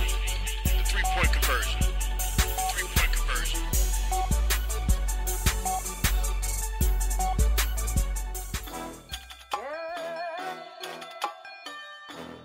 All right, we are back inside the 3-Point Conversion Sports Lounge. And we have one of the best men in orthopedic, just one of the best orthopedics ever. And I'm not saying it because he's on my show. I'm just saying this because this guy. You want if you want somebody working on you, whether it's back, heart surgery, whatever, you want somebody that once he completes heart surgery, he just finished, and he's done, and he answered the phone all calm like, "Hey, how's it going, Ralph? What's going on?" And I almost crashed when he told me what he just got done doing. Besides the fact you just put a hip in? Right. But my man from Ortho Atlanta, Mr. Donnie, or Dr. Donnie Fowler III. What's going on, Donnie? What's up, fellas? Happy Saturday. How you guys doing? Good, man. Thank you for calling in. I know you're busy right now, but we definitely appreciate you for calling in. And I want to start off asking you first, Matt. Well, the Denver Broncos, they started training camp. They all came to training camp, and sure enough, starting linebacker Ty Davis suffered a torn calf. Honestly, I really just want to know. You hear torn calf, and they said he'd be back 3 to 4 weeks. Torn calf sounds like very serious, but 3 to 4 weeks. Can you explain what that is and why it can be that, I guess, quickly? Yeah, so and we can break down, because anytime you hear calf or gastroc, I mean, that's what they said Kevin Durant had, a strain, and then suddenly there's an Achilles injury. So always something to be wary of to some degree, but it is always better to tear in a muscle, like the actual calf muscle, rather than the tendon, the Achilles tendon, which it connects to, because muscle does always heal on its own, doesn't need surgery. Tendons do not heal unless you fix them. So, again, he tore, technically speaking, in the right place, above the tendon, in the muscle. You actually have 3 different muscles, 2 parts of that gastroc muscle, and then a soleus underneath. So just because you tear part of it, you still got other healthy muscle intact, and then the torn muscle will heal. So, 3 to 4 weeks isn't an absurd amount of time. That is on, I'd say, the faster end of the spectrum to rehab and heal from that. So I guess maybe they're trying to be a little optimistic. I could see it being closer to 6 weeks, but certainly you don't want to rush him back too soon, have it hamper him, or turn into one of these other kind of Durant-like situations where it causes you to put more stress maybe on somewhere else, unless they weren't telling us the truth about Durant. So that's a whole other story. So absolutely. Now, Mike Scherzer has been on the list on the IL since the July 10th because of inflammation in his back. And he also won't pitch this week against the Braves. Now, with inflammation, is it just a waiting game for it to go down, to subside? Yeah, and so as people who listen to me enough know I'm a DC sports fan. I was also hoping to see Scherzer pitch this weekend against the Braves, since the Nats are finally seeming like they're kind of turning the season around over the last 6-7 weeks. But yeah, inflammation just means where there's kind of fluid and irritation kind of around the muscles and ligaments. In his case, it's more in the upper back, actually between his shoulder blade and kind of the thoracic spine area.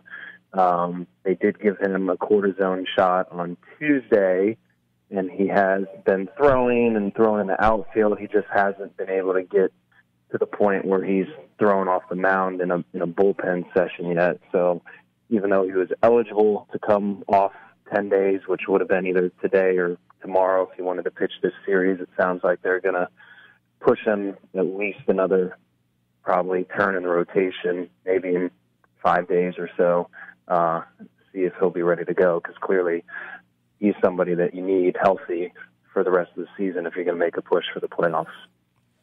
All right, and once again, we're here live with Dr. Donnie Fowler III, orthopedic for Ortho Atlanta. Now, this is the question I think we definitely want to dive into. Training camp, as I spoke of earlier, is here. People are about to arrive, most teams. We always see these devastating injuries like torn ACLs, happen around this time. Why? I'll just ask why. And then what can these players do to prevent that when they're, I guess before they come into training camp?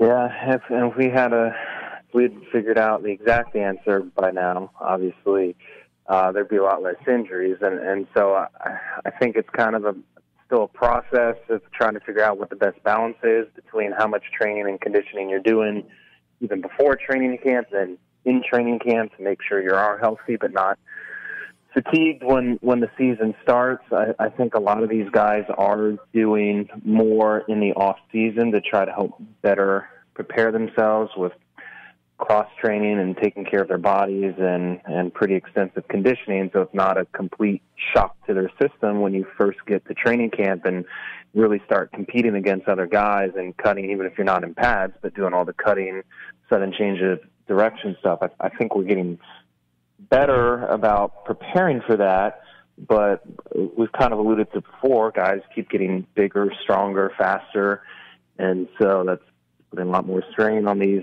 ligaments that don't get bigger or stronger, just the muscles around it, which again put more stress on everything. So I think it's kind of a balance between doing the proper conditioning and there are some things out there trying to teach guys how to land and jump and cut differently based on movement analyses. So these are things we're putting into protocols now too, but it's still kind of like I said, a work in progress, trying to find the right balance of everything.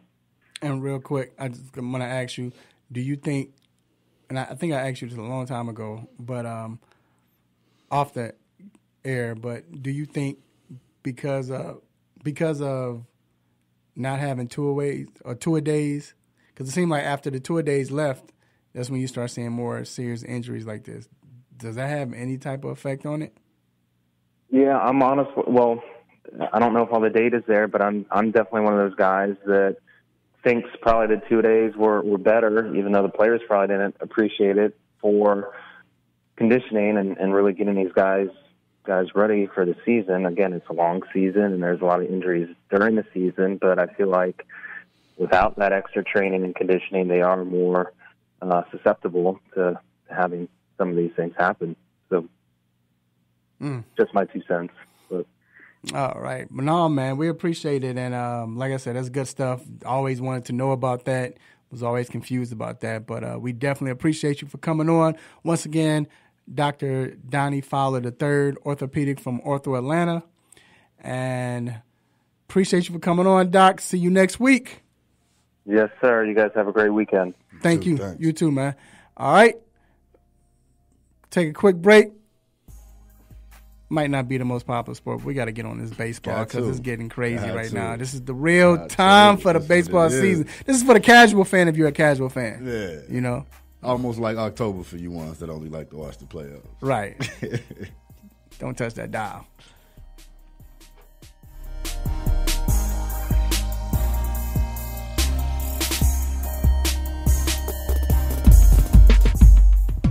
Have you been looking for a radio station that gives you sports, I don't believe it.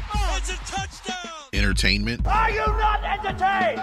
and other special interest talk shows? Well, isn't that special? All on one app? Yo, that's dope. What app is that? It's the real 1100 AM app for WWE. Grab it for free in your Google Play or Apple App Store today.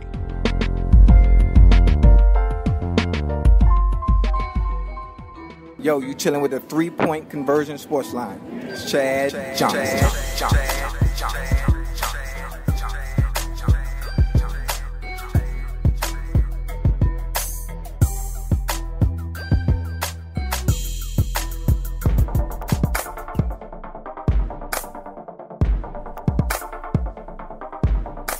All right, we are back inside the 3-point conversion sports lounge.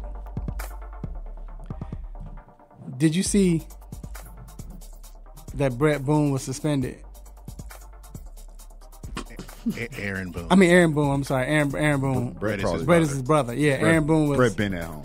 Right, he chilling. Aaron Boone suspended for what? Because the brims touched each other. We know who they are. The rules are what the rules are. The rules are what the rules are. You shouldn't have got that close. But you can get close, I thought. Yeah, they let you get close. Until you touch them. You can get close, you just can't touch Can't touch them. So that's why Lou Piniella would turn his hat backwards. Yeah. Give you a couple of inches. Yeah, give you a couple more inches. Earl Weaver was doing that. Yeah, right here. Bobby Cox was doing that. Hold on, did y'all see the little 6-year-old that got ejected? The 6-year-old manager that got ejected? Oh, I didn't see that. Oh, he threw balls out and bats out. Oh my God, that's hilarious. That's hilarious. It was real funny, yo. See, that's why we can't have robot umpires. But that's funny, but it's bad if a 6-year-old is mimicking what managers are doing. Because what if he becomes a manager? That's how you gonna react. Right. Yeah, that's what he saw. Exactly. Like you should have saw him running out like this with his arms up, like he was a real. It was hilarious. So the I know Aaron Boone was upset about that, but they have a lot to be thankful for, just because they're doing well right now. We're going through the standings, AL East. Yankees, they have a 9-game lead on the Rays. Hey, Boston is 2 games behind the Rays. I think Boston can catch up, man, and get that wild card. That's what they need to be worried about. Actually, they can. They like 3 games off the wild card. Yeah, they're not off the wild card. So the AL Central, it's got tighter than we thought. Got tighter. Remember, wasn't it like 12 or something? Yeah, Minnesota's up like 12. Like 12. Now it's 3. Now it's 3. The Cleveland Indians making that surge. Hey. Then they, I think that was you that said that last. They have something to play for now. Mm-hmm. But weren't they in the market to trade somebody? The Indians were. I think it was Bauer. Isn't the pitcher Trevor Bauer? They were looking at, but now, no, they're gonna be buyers. They're not gonna be sellers if you 3 games out. Right. And you right there for the wild card. They should be tied for the wild card. Yeah, they're right there. Actually, they have the lead in the wild card. Yeah. So Minnesota's 59-37. Indians are 56-40. In the AL West, Houston's lead dropped a little bit too. They have a 5.5 game lead. It's a lot of baseball left. Yeah, everybody making that right, a lot. And even the run differential has changed. Remember, it was so ridiculous. Now they got 5 more run differential than the A's. Like it's game time, baby. But the thing is, this is why you build a big league, because sometimes you gonna go through a time where you stumble a little bit. You know, you just want it to happen maybe in the first part of the year. You know, you don't really want to at this time. You want to come out there All-Star game, All-Star break balling, like trying to win 6 or 7, 7 of 8. You know what I mean? Winning series, pretty much. Trying to win series. That's what you want. 2-1, whatever, just winning. Yeah. The Braves have a 6.5 game lead over the Washington Nationals, who've been balling as of late, even though they lost last night, as we mentioned, after a walk-off single by Donaldson, and we'll get into that. Single off. Yeah. You said what? They be calling it a single off. Yeah, they call it a single off. I know they tripped you up, but That's yeah. I need to proofread these reports. But because that was the first, just write it myself. When you told me about it, I was like, "Oh, what?" Yeah, it's called single off. Yep, they call them. Baseball come with these acronyms. Man, I'm calling it a walk-off signal. I know, right? National Central. The National Central. The Cubs have a 2.5 game lead over the Cardinals, and Milwaukee is 3 games back after losing last night. Yeah. So the Cubs they came out playing well. 6 of 7. They hadn't won a series since early June, I believe. Yeah, that's not now good. They've won, the series against who was it? The Reds, and then now they're playing. They beat the Pirates too. The Pirates. That's who they won the series against. The 3-game sweep. Now they playing the Padres. Padres, right. They go ahead and handle business there. All right, and the NL West, the Dodgers have a 14-game lead. I think we over can just say, anybody. I think we can say that one wrapped up. It's a wrap, right, for that. All right, so going back to the Braves, Josh Donaldson has been playing lights out as of late. Glad you said that. G, you remember earlier this season when there was this rookie named Austin that he said should get bat cleanup instead of Josh Donaldson? Right. What do you still think that? But I didn't say take Donaldson off you the. Did. No, I didn't say take him out the lineup. You said take him out of the cleanup spot, right? No, you don't, because this is what happens. You know what I mean? and honestly, Donaldson has gotten hot, but I don't think at that time, because Austin Riley, I was saying protect, kind of want to protect him, but because now I look at him now, he's still coming in and out. He's playing rookie, he's still he get a home run every now and then, get a hit. But Donaldson is playing well, the veteran one. But the funny thing is, remember before the show, I did say when the season first started, I said I can see Donaldson winning MVP. Now, he probably won't, but I told you I thought he's going to have a big year. Yeah, and he is. He's batting, let's see, he got 22 home runs, 56 RBIs. Batting what? He's batting good. 255. It's good to play that he's playing well as of late. And that's all that matters in baseball is what have you done for me lately? Forget lately. What are you doing for me now? Yeah, right. That's baseball. Right. So, but the question is, with them winning right now, we talked about flaws in the AFC and NFL. The Braves' flaw still bullpen. Oh yeah. Can this, as well as they playing, is this still the one thing that can prevent them from going deep into the playoffs? I think it definitely is, because good pitching beats good hitting.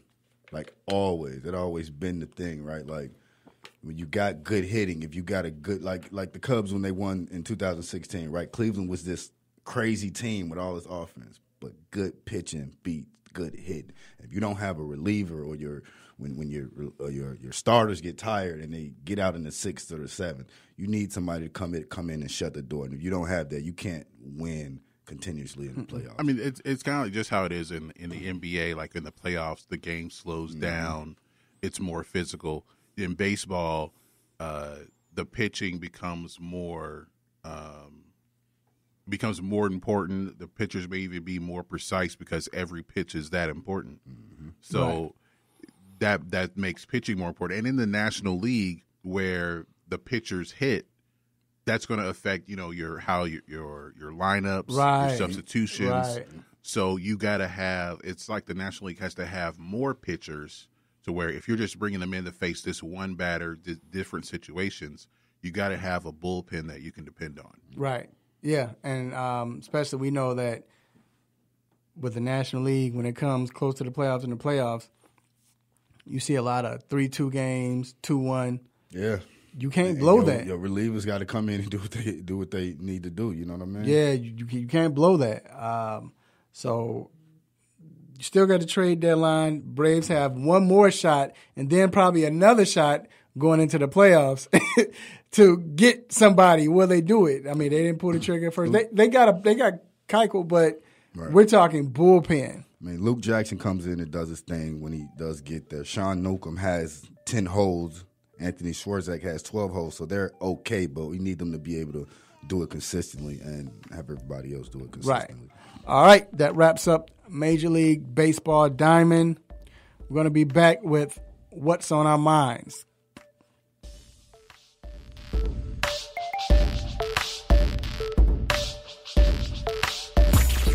What's good, family? I'm Marlon Sucker Free Jones, a Sucker Free Life LLC, and I'm locked in every Saturday to the best sports show on the planet, the 3-Point Conversion, where no team or no player is off limits. So let's talk sports, the best of the best, the worst of the worst, and everything in between. Can you dig that?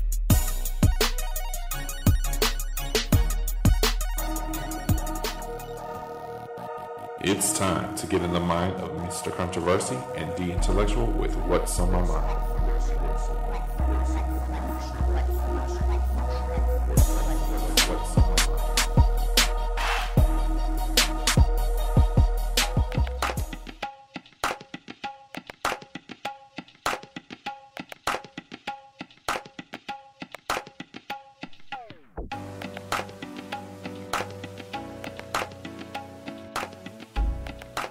All right, we are back inside the 3-Point Conversion Sports Lounge. And the segment, What's on Our Mind, is brought to you by Sucker Free Life LLC. Make sure you live your truth for the world to beat, because everyone can be sucker free. Make sure you purchase your apparel today on Facebook.com/Sucker Free Life LLC. It's SUCKA. All right, so as I stated earlier, this is What's on Our Mind, segment where we get to talk about what's on our mind, uninterrupted. Just a few minutes, get some stuff off our chest about what's going on throughout the week, or just something that's we don't understand, bothering us or whatever. But let me talk to y'all for a minute. So, Jim, I ask you one more time. I can turn the music up. I got to get in my flow.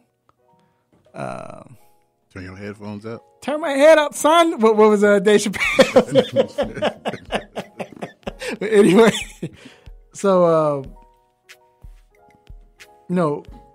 last week we talked about. I think it was last week. We talked about players having leverage, and is it hurting the sport? But I look at the NFL. We saw what Le'Veon Bell did, and Le'Veon Bell, people said, he lost more money.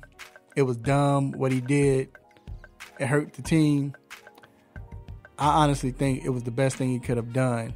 He got more money guaranteed as far as, that's what he wanted, but just still, he stood up for what he wanted, what he believed in. And sometimes you standing up might not get you exactly what you want, but what he said he was standing up for in the beginning was for the future and everybody behind him. Now, fast forward to right now, and you look at Melvin Gordon going through the same thing. The Chargers, no, they don't want that to happen. They don't want him to, miss any games.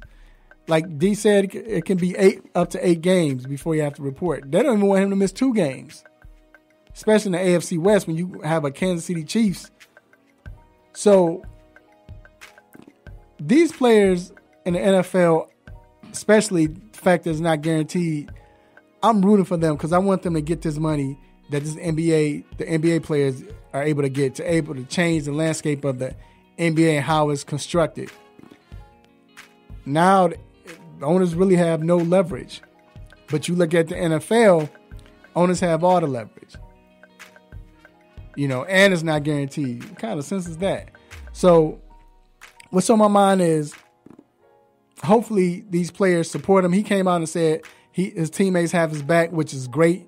And I think it should be like that in the NFL because nothing's guaranteed.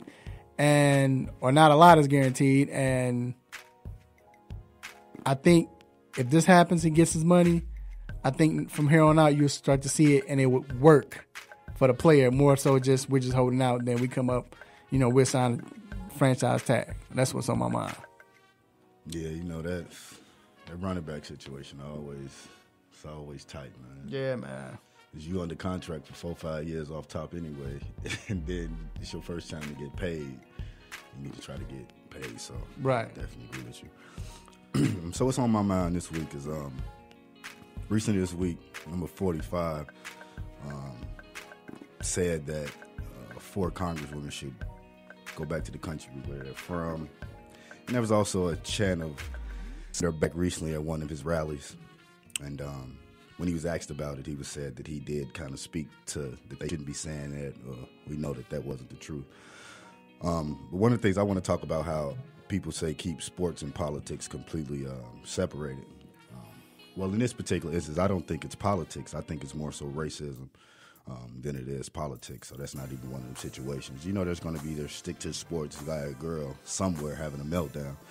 Well, this isn't this, that. And I want to speak to Dan Libertard. On his show, he recently, responded to the send her back and go back to your country attacks on the 4-letter network. And when he spoke on it, he said, here at this network, they tell us we can't speak on that, or that's why Jemele Hill is no longer here, which definitely was a great shout out, to her for always speaking her mind and speaking on things. But what he was great to point out about was that it wasn't necessarily political. This is more racism than it is political. He was brutally honest. He spoke on everything about it, and one of the big things that he spoke on about is if you're not calling it abhorrent, obviously racism and dangerous rhetoric, you're complicit. For a white man to speak on that, that's big, and that's the type of statements and things that's going to get the needle moved to where it needs to be moved. So definitely a shout out to Dan Libertard for speaking on that, and also to Jemele Hill for retweeting it out and talking about it. Things like that shouldn't be spoke on like that by not only the president, but we know that's his rhetoric. But anywhere in America, that's not what we stand for. That's not what it is, and it just needs to be done with. And that's kind of what's on my mind this weekend. Yeah, before we get into the closeout, to hear people say, "Well, I've heard that been said to other people, and it's not really racist. It's just." Again, you complicit to that. When I heard that, I didn't respond, but it was like, because it's like one person like I never heard, like, wow, really, that's what's been going on. I'm looking like, but you know how many times that's been said to us. So for me, right, and I saw someone speak on it that I don't feel like a Caucasian person, right, a white person should be able to say what is or what isn't racism. You don't know. You haven't experienced it. You won't experience it. If you haven't, right? If you hadn't experienced it, don't tell me what is, what isn't. You know what I mean? Yeah, I don't like that with and that's with anything. Yeah. If you don't know, you can't say. You can't speak on what an African American male goes through as being a black male. So definitely don't do that. But again, good shout out to Dan for using his leverage as a white man to be able to do and say what he said, and probably won't feel no repercussions from it. Dan's not white. Okay. Yeah, he's Cuban. Okay. Yeah, he sure is. Hey, he used it right. Yeah, he used this. All right. He is. I forgot. His pops do be always talking that. All right. You know what it means when you hear this music. It is time to let you go. But before we let you go, we have a couple of shout outs, and stay tuned because you might be part of it. First of all, I want to thank the Almighty God for giving me this platform to do what I do, say what I say, to make you all happy, upset, mad, want to give me the stop it button. I thank you for that, God. Thank you, Raphael. Appreciate it, Jerry. Also, I want to thank my guests. I want to thank Royce White for coming on. Great interview. I want to thank Damian Adams for giving us that great analysis of what's going to happen tonight and boxing.